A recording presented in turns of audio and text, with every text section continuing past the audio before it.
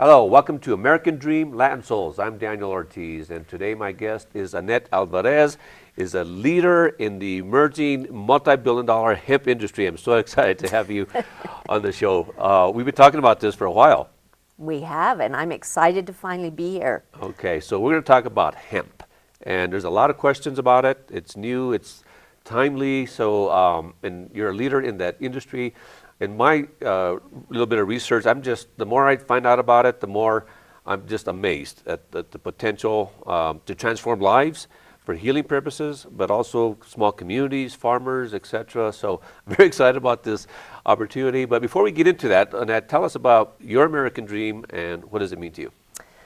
Well, my American dream has been a process, and it really started after I was in the big corporate world in the travel industry back in Los Angeles. This was when you were younger, I presume. Right, a little younger. High school, college? No, I was actually in my 20s and 30s. Okay. And I had a thriving career in the travel industry. And our partners at the time were the airlines. I remember people used travel agents. Back in the days as a stockbroker, when I went to Spain or whatever, I used a travel agent. I forgot about that. That's so right. Is that what you were basically? That's what I was. I was a travel agent, Uh-huh. and our partners in the business were the sources of transportation, cruise lines, all of that. Well, in comes the internet, and the airlines recognize that they don't need us as their distribution source. Right. I mean, travel agents were 85% of their distribution source. We were overnight cut out of the picture, and our revenues dropped 40%. So after that, I really had to rethink. I mean, do I really want, to be a product of the corporate world, or is there something else out there? And I really think that's when I started thinking about looking at becoming an entrepreneur. Okay. So this is not your first rodeo, as they say. You were actually my very first interview back about 4 years ago now. Amazing. And you had some beautiful property, and yet another unique, similar business was with organic farming, because you had the land for that. And that's evolved into this hemp industry. So tell us about hemp. What is hemp? Is it like marijuana? You said it's like a different strain. What is hemp? Tell us. So this is all about educating the public on hemp as well. And hemp and marijuana actually derive from the plant known as cannabis. Okay. The difference between the two is that they are two different strains from the species known as cannabis. And the strains, in how they're different, is the level of THC, which is the mind-altering So that's chemical. the stuff that Cheech and Chong, to use an example, people used to get high. Is that the THC? That's correct. It's a chemical, I guess? That's correct. Okay. That's produced from the plant. Okay. So hemp actually contains 0.3% THC, which does nothing to get you high. It might relax you a little bit, but nothing that would take you to an altered state, whereas marijuana, which can have a content of 10 to, in some cases, even 50% THC content, will actually give you a very high level psychotic high. Okay, so to put it simply, so it's like a distinction between like a Red Delicious apple and a Granny apple. I mean, there's different strains, right? They're both apples, but they're different Exactly. pieces. Okay. Exactly. So hemp. So what's the big controversy about hemp? I mean, it has been illegal. Is it because of the THC? Tell us a little bit about the history and the controversy. And now it's like it's self-evident. It was such something that we should have been doing. I guess we did. You mentioned earlier before the show that George Washington used to grow hemp, right? Right. So, so what was the big controversy Well, about? let me take you a little bit back in time, and I'm going to refer to my cheat sheets here. Basically, hemp was the oldest cultivated crop. It has been cultivated for over 10,000 years. Wow. And it's one species with two strains. The history is that basically until the 20th century, hemp was harvested for its fiber, which created paper products, which created the sails in all of the ships, the Nina, the Pinta, sails the Santa are Maria, made out of hemp. They were all made out Wow. of hemp. And I heard a rope. I think we're often familiar to make rope That's out of also hemp as correct. well. That's also correct. And in the late 1800s, I mean, hemp was required to be grown if you owned land In the United States? in the United States for these particular products. Wow. So it was required. Even our legal tender, the almighty dollar, was made out of hemp paper. Now, I think that's ironic if our currency is made out of hemp, but then yet somehow down the line it became illegal. That's right. Okay, so That's right. So when the first settlers came to America, it was mandatory, as I said, to grow hemp. Because hemp and marijuana come from the same plant, the industrial cultivation was banned at one point due to the passing of the Controlled Substances Act of 1970. So it was classified as cannabis, and it was classified as a Schedule I drug, right up there with cocaine. So this is 1970. This is in 1970. Okay. This was when Nixon was in power.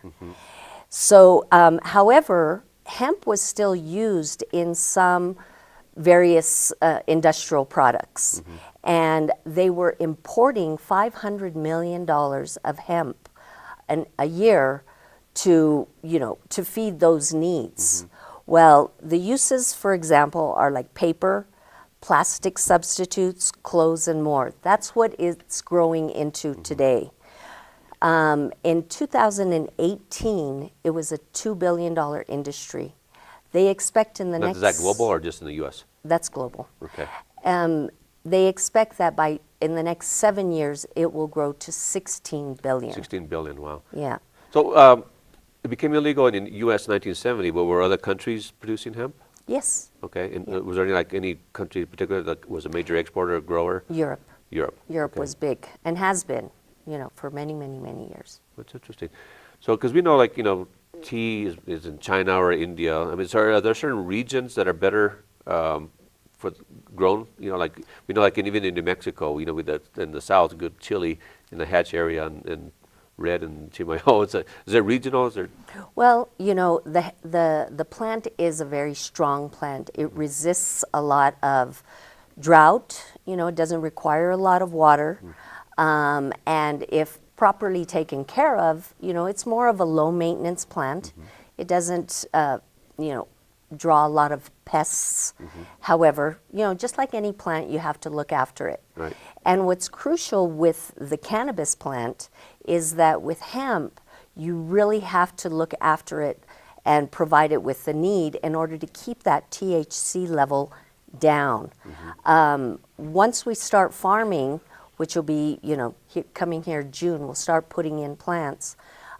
It will be required to be tested 3 different times before it's harvested. Is that like a federal regulation? Or? It is a regulation. I don't know, it must be federal because basically you don't want the plant to go hot.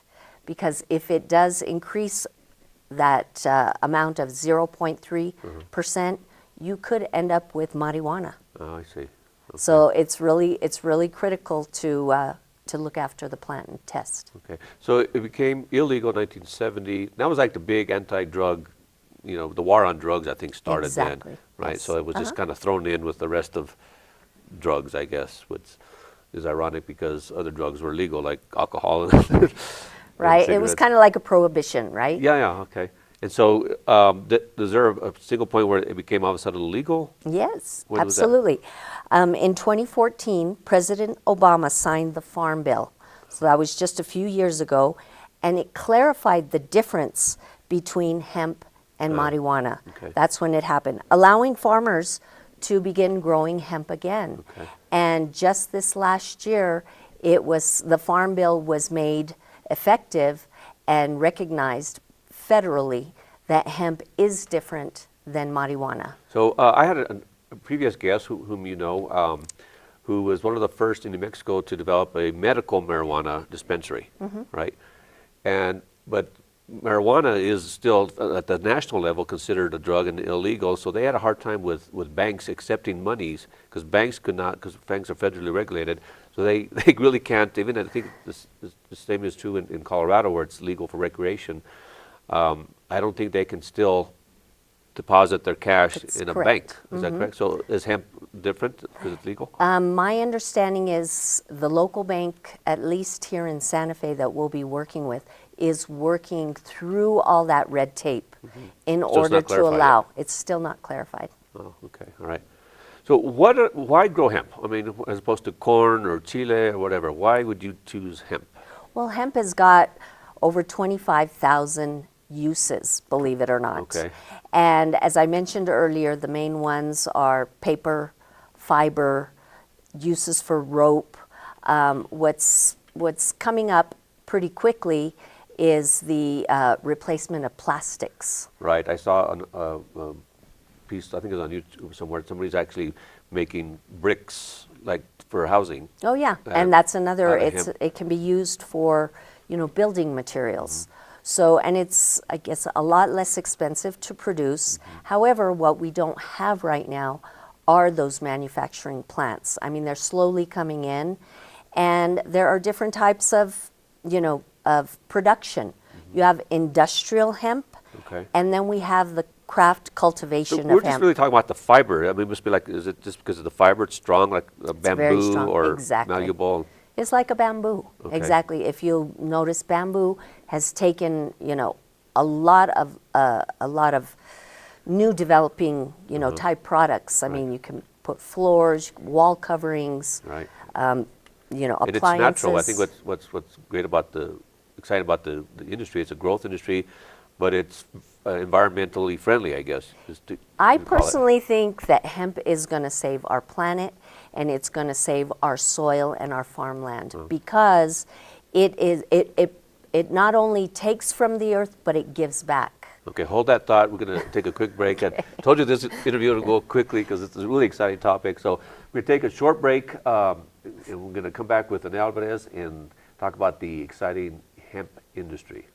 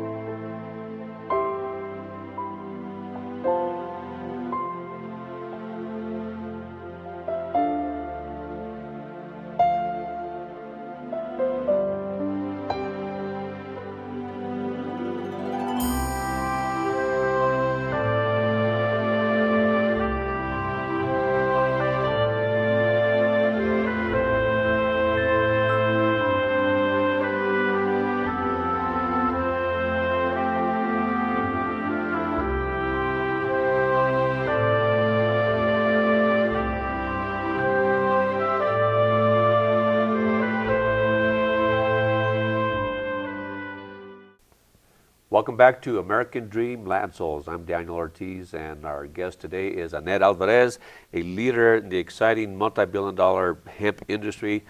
So when we left, Annette, we were talking about I believe the uses of hemp, and you said there was 25,000 different products or uses of hemp. We'll mention a few of them, but I think the particular aspect that's gaining so much attention is in CBD oil, right? And the uses for that, I guess the healing properties. That's great. So tell us a little bit about some of the uses of hemp. You don't have to go all 25,000, but what do you think are some that are going to be more popular or profitable? Well, again, as I mentioned earlier, there is a difference between an industrialized That's right, industrial. hemp, cultivation compared to a craft cultivation. Okay, what's a craft cultivation? Craft cultivation, which New Mexico is prime for, craft cultivation is going to go after the quality. And the quality that comes out of hemp on small scale is basically the CBD oil. Okay. It's a pretty common name around, around the household these days. It's in a lot of things. I hear a lot about CBD. It is really becoming very popular. I would say popular, but mainstream. So what does CBD stand for? Well, I can tell you it is a cannabinoid that works with our systems. We have the receptors. Talk about in the human body. In the human body. The human body has receptors that align with the cannabinoids in the cannabis plant, specifically all this has been hemp. researched by medical establishments? Oh yeah, it's been heavily researched and has been around for a long time. Okay. It's just that America is getting on board with it. Right, right.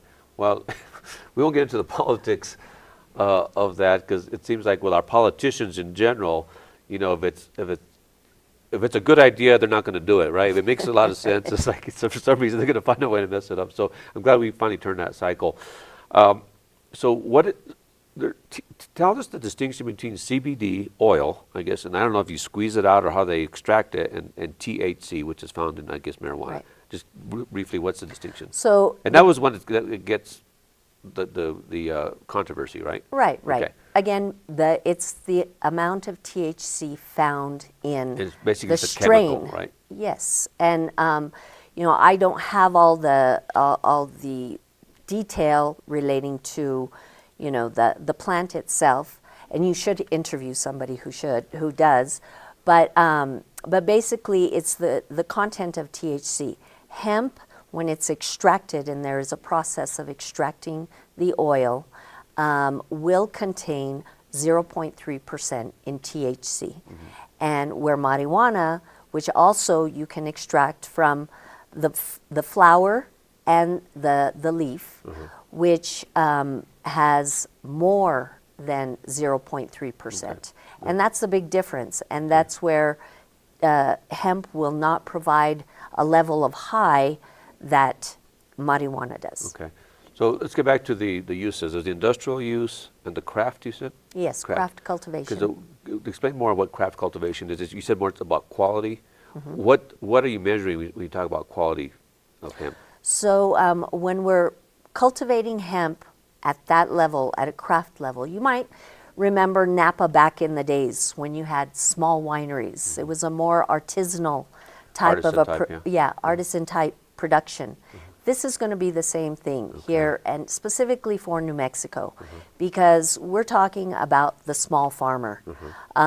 Farmers who have been growing maybe alfalfa, corn, you know, and hemp, by the way, side by side works very well with other crops. Okay. And so hemp will be perfect for a small farmer who's got an acre to maybe 10 acres at the most. And in Colorado, for example, I mean, hemp is being grown by small farmers. They've got about 4,000 of them, and they are growing at this level. And when I say craft, it's all about the quality. It's about the genetics. It's about the phototype, you know, type of plant. And it's really crucial that you work very tight-knit when you are planting your plants to get that quality of oil, which is extracted from the leaf and the buds. So is hemp kind of like grapes? I'll go back to like the wine industry. There's certain regions that produce better grapes and better tasting wines. We all know about Napa and Bordeaux and so forth. Does the quality come from the area, the growing region? Well, or what? And you mentioned chili a lot. Yeah. Why are we always voted with having the best chili? Right. It's because of our conditions. Right, it's because of our soil. And hemp is following that same track. I mean, we have great growing areas, whether it's high altitude or the lower altitudes. You know, lower altitudes, you're just going to get more of a outdoor harvest. You'll get more of them. Whereas like where I'm at in Pecos, we will... And your elevation is about what? 7,000. 7,000, okay, that's pretty high. So we won't be able to, grow but maybe one harvest. Okay. But that harvest can really bring a lot more than a crop of alfalfa can bring. I was just going to ask you about that. So from a business standpoint, you know, I think as a farmer, you want to produce the crops and give you the biggest return on the time, not the time, but the area, right? So how does hemp compare to like corn or, you know, chili, any other crop as far as profitability per acre? Well, basically, you're looking at an acre. You would plant about 1,500. Depends on how tight the spacing is. Could be 1,500 to 2,000 an acre. And we're talking right now, since this is a brand new industry, we will be putting in clones, which are small plants that have been taken from a mother plant, which has to be a female plant, and has to be rooted. I mean, you've got to develop the roots, get it prepared to be put outside, and Also, they have like nurseries where they have bud nurseries. and then I see. Okay. Yep, it's a whole process that's right, Okay. that's happening right as we speak. And so let's say you've got, 1,500 plants. Out of those 1,500 plants, you should get a pound of flower and bud at harvest. And that depending on the quality, you could get up to, let's see, it's $20 to $40 to $60 worth of extraction from that particular, pound of leaf. Okay. And so from there, you figure that that's where you're going to make the most of your money. So in comparison, you might see an acre produce $30,000 worth of harvest, Okay. whereas alfalfa might be like $3,000 Okay. in one harvest. Wow, it's a So big we're difference. talking a big difference. So does that mean that the alfalfa growers are going to start growing hemp, and our horses are going to eat hemp instead of alfalfa? Well, they Or have cattle? talked about hemp Does that have any being nutritional grown. value? Yes, it does. I Okay. mean, the hemp, again, that's another use of hemp, and Really that is for animals, food. for Animals humans? and humans. Wow. Yes, I know of a gentleman who is producing beautiful food using hemp. Interesting. So hemp salads is what I'm hearing. Hemp salads. Yes, absolutely. And not just in California, right? Not just these- there. In fact, you can buy the hemp seeds, which taste like sunflower seeds. Really? And they're already roasted and salted. And that has more protein than a lot of, protein producing You know, items. the more I hear about hemp, the more I'm just amazed at what this product can do. And it's just a matter of time, if it hasn't happened already, that in New Mexico they're going to have hemp seeds with red chili powder, right? Oh, yeah. Hey, I Right? like that See, idea. That's my idea. So, Right, right. it's just Let's a matter take of a time. note. No, it's just a matter of time because we put chili on everything. So I mean, 'cause it's a good pairing, right? Hemp with red chili. Absolutely. That would be nice. Okay. I like it. So it's an exciting opportunity. So let's switch gears and talk about the entrepreneur journey a little bit. So nothing in business is easy or simple as it seems going out. So what are some of the challenges that you're facing or have faced and you see for anybody in the hemp industry in business? Well, nature. Okay. Nature has her own personality, and we've been blessed this year with so much, moisture. Right. Well, you said earlier that the hemp doesn't attract a lot of Pests. pests. Right. So you don't need a lot of pesticides or anything. Well, that's the thing, and a lot of the farmland in New Mexico, at least in my area, has not been farmed. It's been fallow for years, and I believe it is 3 years of having nothing on the land that can give you that organic quality that we're looking for. So as far as the moisture level requirements, I mean, we should be able to grow without any issues off of our acequias, our ditches. So do they need irrigation? I mean, Oh, they- yes. they do? Oh, Okay. yes. Yeah. Just any plant will need that to grow for sure, but not quite as much. And, we're going to be able to develop systems that work with irrigating the plant, not requiring a lot of additives such as fertilizers, things like that. So, in our area, we are so ripe for a great crop of hemp. Even though we're at a higher altitude, the gentleman that I'm working with that is providing me with the clones, he has actually tested these at a high elevation. So he's really excited to get them in the ground. Okay, all right. So you're planting your first crop, I believe, in June? I'm shooting for June 1st. June this year, okay. And we are looking to have a group of farmers, at least 3 acres. I have 1 3/4 acre that I could plant.